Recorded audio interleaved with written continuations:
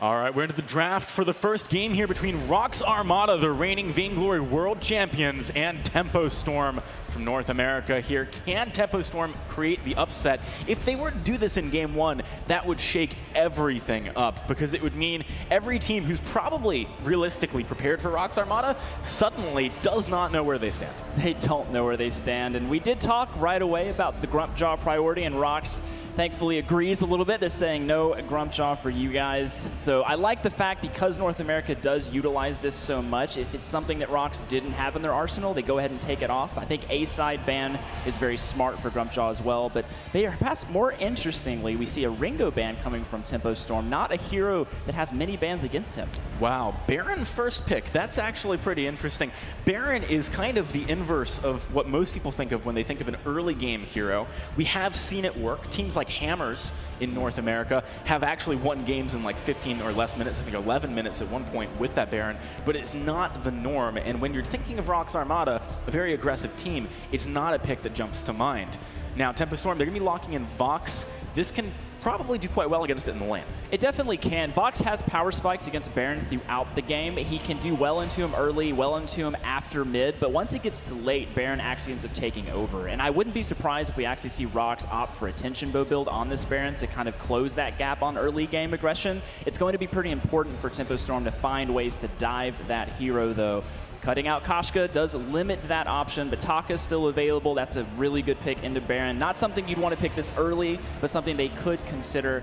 But Rox puts a Lyra ban out there. It's notable that Koshka was actually the pick working with Baron when Hammers made those early game victories with it. So I like that Tempo Storm actually has the evidence in their own region to know what to do when that Baron first pick comes out. Lance does get locked in by Tempo Storm, and quickly Glaive and Blackfeather go the way of Rox Armada. Yeah, I mean, this is most likely going to be a Captain Glaive looking for pick potential, which means Mango probably on a CP Blackfeather coming out of the jungle. So a very different stylistic comp we're seeing from Rox. Not something I would have expected in game one, but I like it. It's a little spicy, a little different than perhaps what we had anticipated. And Tempo Storm trying to figure out what to do with this pick. Probably something they weren't quite anticipating as well. Yeah, Tempo Storm, they're going to have to take their time and think about this. Obviously, the Lance can be quite nice into the Glaive, for example, but Blackfeather has so many jump forwards that you're not really going to be able to by yourself just deal with him. So the question is, what do they want to add to the lineup that can actually keep Vox in a good position to fight? Or maybe, I mean, maybe they even go for like a Weapon Power Vox and they spend a lot of time diving on the Baron in the back line. I still actually think Taka could potentially be a really good pickup here, simply because it is Blackfeather. Your damage is not going to be consistent. So if Chitin, the mechanics are there, you can avoid afterburns, you can get to the back line and cause some problems. But they actually go with the Kestrel, so this is more of the comfort pick we talked about, most likely going to hide. CP Kestrel, not actually something that's fallen off a bit in popularity as we've moved closer to summer. If you've only got one game, I understand wanting to play the thing that you are known for, that is your signature hero, and that's what Hyde is doing right here. Kestrel is the hero that he had made a name for himself for, he's known for. I know Suijay, one of our analysts, always talks about the fact that he has, you know, he's in contention for maybe the best Kestrel in all of North America. Well, and I like the fact that they pick it up to the extent that we talked about how do we stave off early aggression. Kestrel's one of those heroes that can easily do enough damage early to push your enemy out, but the contrary, if she doesn't get ahead, she is not very good going into the mid and late game. So high risk, high reward coming from Tempo. Also, it's very skill intensive playing Kestrel into a Glaive, because Afterburn, if you don't like get your active camo down and prepped and manage to hit him like while he's coming towards you, is going to land and knock you very far away from the areas you want to fight in. Because Kestrel, she lays down these traps that if she shoots, stun enemies inside of them, and if she's displaced from that area, she doesn't have the same control. Well, it's one of the benefits of putting Glaive in the captain position too, because since he's not one of the carry or jungler, it means his afterburns, when he dives in, they can't focus him. They can't spend a lot of time thinking about the Glaive because Blackfeather, Baron are still around. All right, well, the battle has begun. It is game one at the Mobile Masters Invitational. Here we've got Rox Armada versus Tempo Storm. Rox Armada, the former world champions. Can they run the entire gauntlet here? Right now, we've got both of these teams just moving up, trying to get some vision down and contest the early trance. Yeah, I like the fact that we do see Tempo going in here looking for invade opportunity. They know Baron is not going to be very good at stopping any kind of invade, but Rox playing it safe here, not trying to contest and lose their life. Oh, Little afterburn there, get him out of harm's way. Something to note as well is we do have double contract starts here for Ingenious, so he does have Dragon Blood and Iron Guard contract, which is going to give him some extra burst damage on the attack and also a little healing from last hits in lane. Yeah, it's a good spot to be in. Selena has made his way back up to the lane now, actually backed up by Lost Boy Top. He might be looking to try and set up an Impale onto Druid, but he's not going to be able to find it. Selena actually gets forced back into the bush there. It's going to be farmed safely by his turret.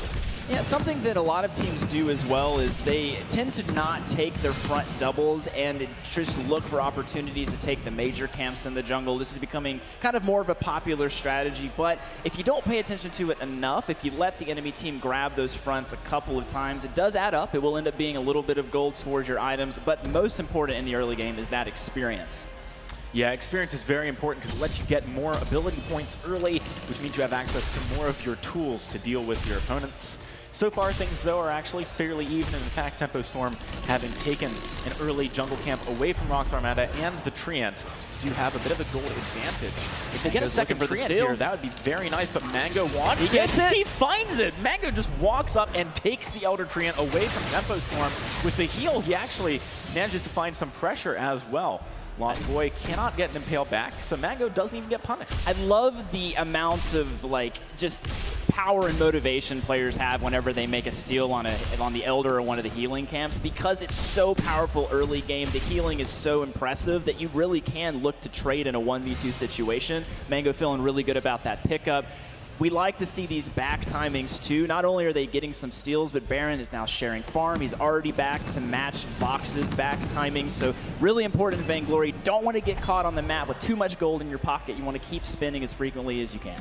Yeah, and on that note, Selena probably wants to go spend sometime soon, sitting on nearly 1,000 gold along with Druid. Whichever one buys first has the advantage in any fights that they initiate early on here, which Tempo Storm, I mean, as their name suggests, they want to push the tempo in this game, given the compositions that we're seeing. So they should definitely try and get those edges where they can. Mango not going to find another Treant this time. Tempo Storm, I'm very impressed by how they are just timing this again and again, hitting it on respawn, and they've actually picked up 2 out of 3. They nearly got 3 out of 3 by 3 minutes. Yeah, I mean, there's still an opportunity even to potentially get one more here if they're timing it just correctly enough. But I mean, this is respect coming from Rox with this early game Kestrel. If you trade and lose the trade, he's going in for on point. He's just looking for the safe steal. Dying this early is very bad for Black Feathers, very bad for Kestrel. So both teams playing a little bit passive, but that's what they need to do. They're trying to get some major items stacked up on their carries. We actually see Druid did go back and shop. Doesn't look like he's going for Tension Bow first.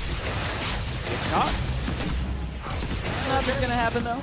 Giving it a bit of a love tap, but it's hard to set up a fight unless you're going to be knocking one of your enemies into your team there. So you can see Rox Armada does have to back away. The onus, I think, is definitely on Tempo Storm, though, to make more of the early game movements. You've got to remember, Rox Armada, they've got a Baron on their lineup, and yes, we talked in the pregame about it being able to win early, but that's not really the expectation. That's not what the hero excels at. It excels at playing in the late game. Yeah, it definitely does, and we already see Druid with a pretty significant farm advantage over Selena here, so he's going to be able to pick up the Sorrow Blade 4 minutes, 20 seconds in, has boots and armor, so he's in a really good spot to make this quote-unquote late-game pick, somewhat of a mid-game powerhouse. So we talked about this. Druid, he knows how to farm, he knows how to get CS, when to back, when to be in lane, and this is part of the advantage. If you can get your offensive items quicker, you can close the gap on how long it takes you to scale on some of these power picks. It's really interesting as well. He's actually accelerating Mango by having Ingenious freeze the wave, and then Druid is just going down and dealing damage to the back Treant before he comes up and farms. I've not seen teams do that a great deal, but it is going to help Mango, who had a Treant stolen away early, actually accelerate a little bit here. I mean, when you talk about maximizing efficiency in this game, those are the things that separate the best from just the good, right? We're looking at teams that are trying to win. They're going to maximize every chance they get. It looks like we might actually be setting up for a bit of an altercation here, but Drew is just going to take a bit of damage and back out.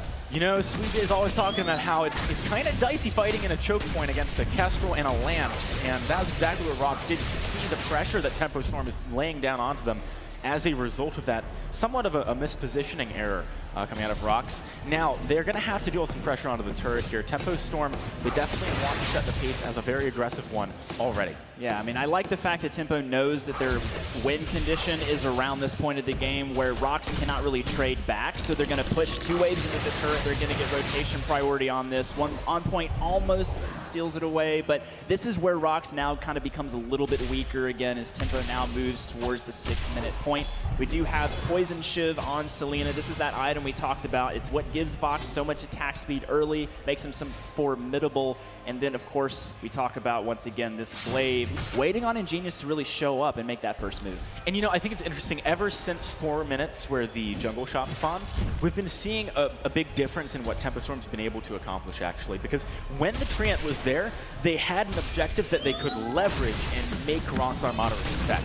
Now, one time it backfired, yes, the steal went across, but overall, you know, it's not a bad spot for Tempo Storm earlier than this. Now that they don't have that objective, they're trying to force turrets. Oh, but that's going to be a knockback, and Genius, he finds a knock on to Hyde. Hyde's going to have to back away here. Good heal coming out of his teammate, but Hyde is going to go down. Druid has so much damage already. 2 kills for Rox Armada, the world champions making a statement. Hey, Jackson, I just asked, when is Ingenious going to make the first move on this Glaive? Because he is the captain. We go in. Oh, Selena, he's going to get spotted out there. Druid's got the damage yet again, and Ingenious actually gets out of range of the turret, so he doesn't even go down. 3 kills picked up for Rox Armada. Tempo Storm losing a lot of early game pressure as a result. This is actually pretty disastrous for Tempo Storm because they're not the best scaling composition other than Vox. And when you have Baron picking up 2 kills already, Mango with the Shatterglass and 1 kill on himself, this is a later game composition that's already taking up steam. It looks like they're stealing the tempo away from Tempo Storm.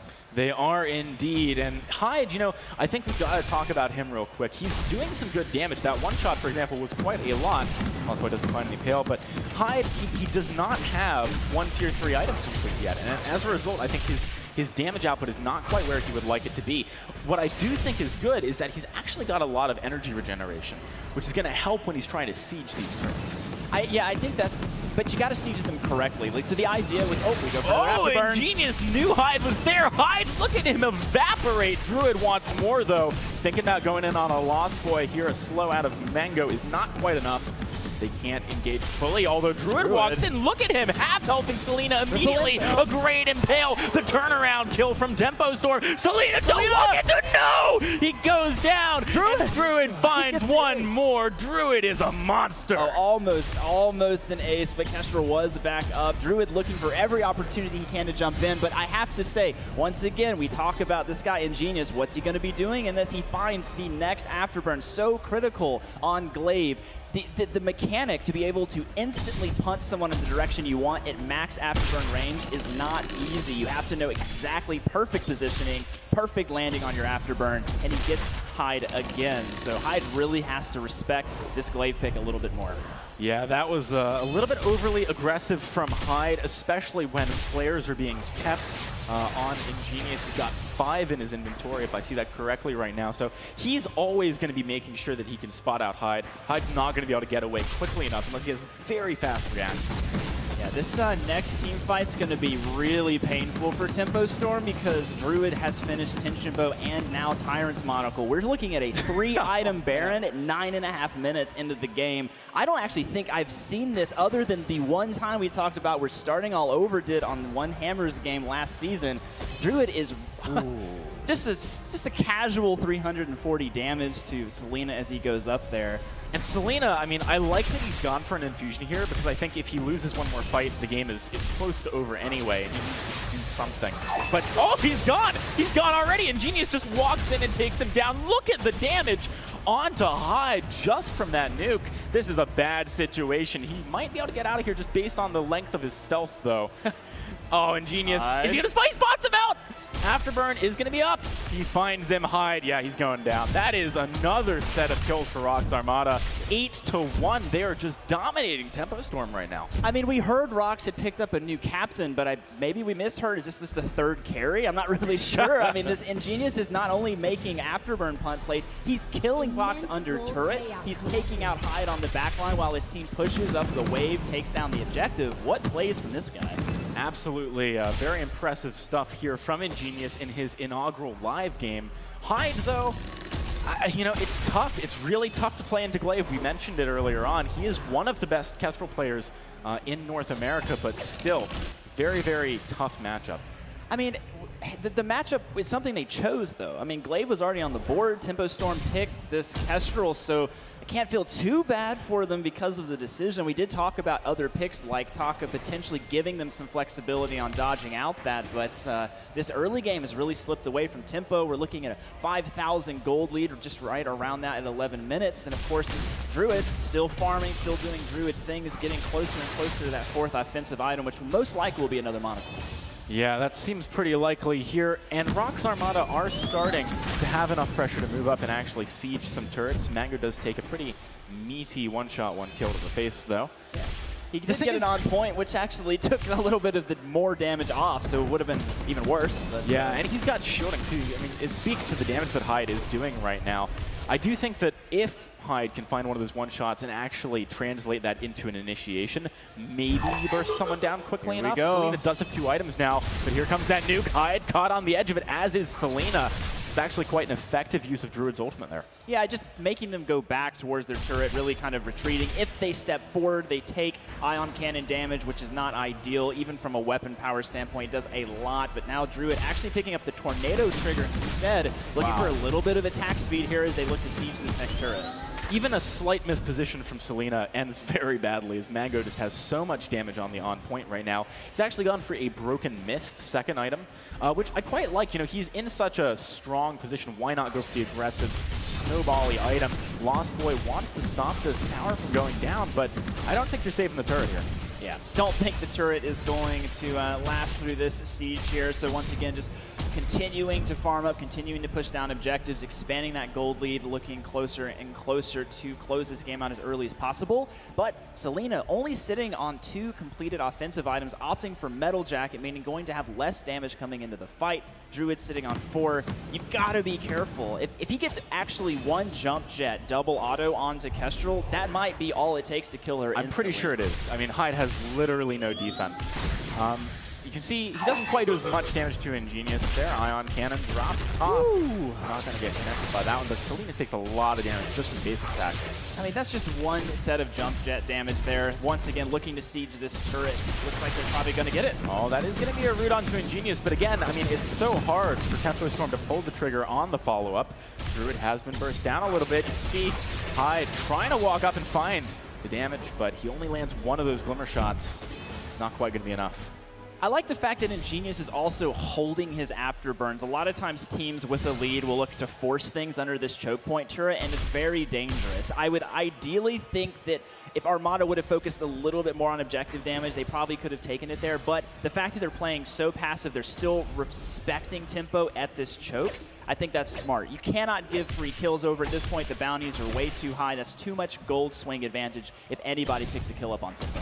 Yeah, it absolutely is. Tempo Storm trying to find any way back into this game. Fuji, what is the play here? Is it just getting good vision or not getting jumped on by Druid? Selena takes a ton of damage there. Lost Boy's in a really dicey position too. Silent back up from Selena. Whoa! Druid on the point that he's standing. He just goes for that jump jets to immediately get a bonus attack. Nearly takes down Lost Boy. I mean, the splash damage nearly took down Selena, for goodness sakes. Rox Armada, this is why they are a team to be feared. I mean, this is why you pick this Baron with the composition that allows you to have a lot of distraction. If you can farm effectively and get to that mid game with 3 items close to 10 minutes, there's not a lot an enemy team can do. The splash damage is too high. If you invest in metal jackets like Tempo Storm has done, it lowers your potential out damage. They're just going for Lost Boy now. Yeah, Lost Boy, the main target here. He is quite tanky, so maybe if he can buy enough time for his team to get here, they can do something. Selena wants to go in, but Druid is there with a ton of damage. Mango on the back line as well, jumping over the wall. He's trying to get in. Hyde, he can't take him down. Mango is going to be able to stay alive with Druid picking up 2 more kills. Scout Trap, not quite going to do it. Not quite, but Lost Boy, he is definitely being hunted down here. They know exactly where he's going. He's got nowhere to run. Likely going to be the kill. Ingenious. Does he spot him? Oh, he gets him. Lost Boy Toff can't get out of there. And actually, I think, yeah, he's not going to get over. Druid jumps over the wall thinking he's going to make it. Kraken anticipates that combat roll. Yeah, Kraken going to be taken here by Rox Armada. They are 11-1. They have almost a 10,000 gold lead. Tempo Storm are really scraping the bottom of the barrel here.